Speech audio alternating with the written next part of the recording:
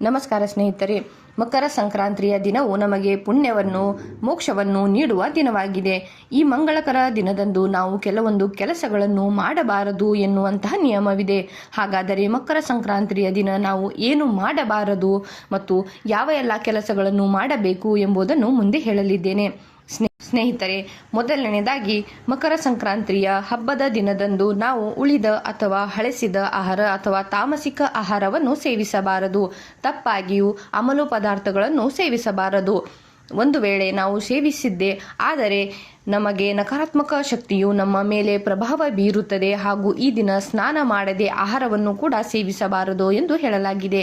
ಅದೇ ರೀತಿಯಾಗಿ ಎರಡನೆಯದು ಬಡವರಿಗೆ ದಾನ ಮಾಡಬೇಕು. ಸ್ನೇಹಿತರೆ, ಈ ದಿನ ಯಾವುದಾದರೂ ಬಡವರು ಅಥವಾ ನಿರ್ಗತರಿಗೆ ಅವರು ನಿಮ್ಮ ಮನೆಗೆ ಬಂದರೆ ಅವರಿಗೆ ಖಾಲಿ ಕೈಯಿಂದ ಮನೆಯಿಂದ ಹೊರಗೆ ಕಳಿಸಬಾರದು. ಅವರಿಗೆ ನಮ್ಮ ಕೈಲಾದಷ್ಟು ಹಣವನ್ನಾಗಲಿ ಅಥವಾ ಆಹಾರ ಪದಾರ್ಥಗಳನ್ನಾಗಲಿ ಅವರಿಗೆ ದಾನವನ್ನು ಮಾಡಬೇಕು.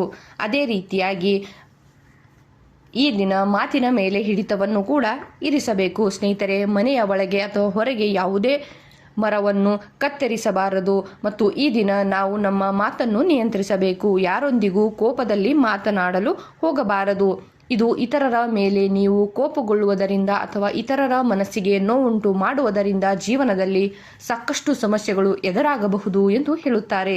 ಅದೇ ರೀತಿಯಾಗಿ ಸೂರ್ಯನಿಗೆ ಅರ್ಘ್ಯವನ್ನು ನೀಡಬೇಕು. ಸ್ನೇಹಿತರೆ, ಮಕರ ಸಂಕ್ರಾಂತಿಯ ದಿನದಂದು ಬೆಳಗ್ಗೆ ಸ್ನಾನ ಮಾಡಿದ ನಂತರ ತಾಮ್ರದ ಪಾತ್ರೆಯಲ್ಲಿ ಶುದ್ಧ ನೀರನ್ನು ತುಂಬಿಸಿ ಕುಂಕುಮ, ಎಳ್ಳು ಮತ್ತು ಕೆಂಪು ಹೂಗಳನ್ನು ಸೇರಿಸಿ ಸೂರ್ಯನಿಗೆ ಅರ್ಘ್ಯವನ್ನು ನೀಡಬೇಕು.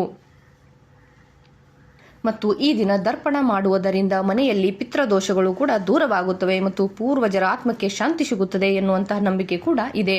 ಮತ್ತು ಪವಿತ್ರ ನದಿಗಳಲ್ಲಿ ಸ್ನಾನ ಮಾಡುವುದರಿಂದ ಪಾಪಗಳಿಂದ ಮುಕ್ತಿ ಸಿಗುತ್ತದೆ ಮತ್ತು ಮೋಕ್ಷ ಪ್ರಾಪ್ತಿಯಾಗುತ್ತದೆ.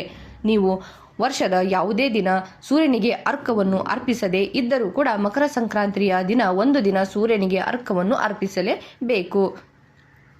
ಸ್ನೇಹಿತರೆ, ಅದಾದ ನಂತರ ನೋಡಿ, ಮಕರ ಸಂಕ್ರಾಂತಿಯ ದಿನದಂದು ಕಪ್ಪು ಎಳ್ಳು ಮತ್ತು ಬೆಲ್ಲದಿಂದ ಮಾಡಿದ ವಸ್ತುಗಳನ್ನು ದಾನ ಮಾಡುವುದರಿಂದ ಶನಿದೇವ ಮತ್ತು ಸೂರ್ಯನ ಆಶೀರ್ವಾದ ದೊರೆಯುತ್ತದೆ ಎಂದು ಹೇಳಲಾಗಿದೆ.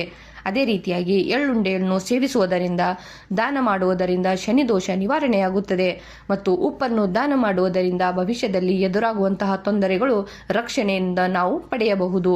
ಅದೇ ರೀತಿಯಾಗಿ ತುಪ್ಪವನ್ನು ದಾನ ಮಾಡುವುದರಿಂದ ಅದೃಷ್ಟ ಹೆಚ್ಚಾಗುತ್ತದೆ ಮತ್ತು ಯಶಸ್ಸು ಸಿಗುತ್ತದೆ ಎಂದು ಹೇಳಲಾಗಿದೆ. ಹೀಗೆ ಸಿಹಿ ಹಂಚುವುದರಿಂದ ಸಂಬಂಧಗಳ ನಡುವೆ ಮಾಧುರ್ಯ ಕೂಡ ಬೆಳೆಯುತ್ತದೆ ಎಂದು ಹೇಳಲಾಗಿದೆ. ಸ್ನೇಹಿತರೆ, ಅದೇ ರೀತಿಯಾಗಿ ನೋಡಿ, ಮಕರ ಸಂಕ್ರಾಂತಿಯ ದಿನದಂದು ಬಡವರಿಗೆ ಮತ್ತು ನಿರ್ಗತರಿಗೆ ದಾನ ಮಾಡುವುದರ ಜೊತೆಗೆ ಮೂಕ ಪ್ರಾಣಿಗಳು ಪಕ್ಷಿಗಳಿಗೆ ಆಹಾರವನ್ನು ನೀಡುವುದರಿಂದ ದಾನದ ಪುಣ್ಯವು ಹೆಚ್ಚಾಗುತ್ತದೆ ಎಂದು ಹೇಳಲಾಗಿದೆ. ಆದ್ದರಿಂದ ಇಂದು ಪಕ್ಷಿಗಳಿಗೆ ಆಹಾರ ಮತ್ತು ಹಸುಗಳಿಗೆ ಆಹಾರ, ಹುಲ್ಲುಗಳನ್ನು ತಿನ್ನಲು ನೀಡಬೇಕು. ಮತ್ತು ಬಡವರಿಗೆ ಬಟ್ಟೆ, ವಿಶೇಷವಾಗಿ ಉಣ್ಣೆಯ ಬಟ್ಟೆಯನ್ನು ದಾನ ಮಾಡುವುದರಿಂದ ನಮಗೆ ದೊಡ್ಡ ಪುಣ್ಯ ಪ್ರಾಪ್ತಿಯಾಗುತ್ತದೆ.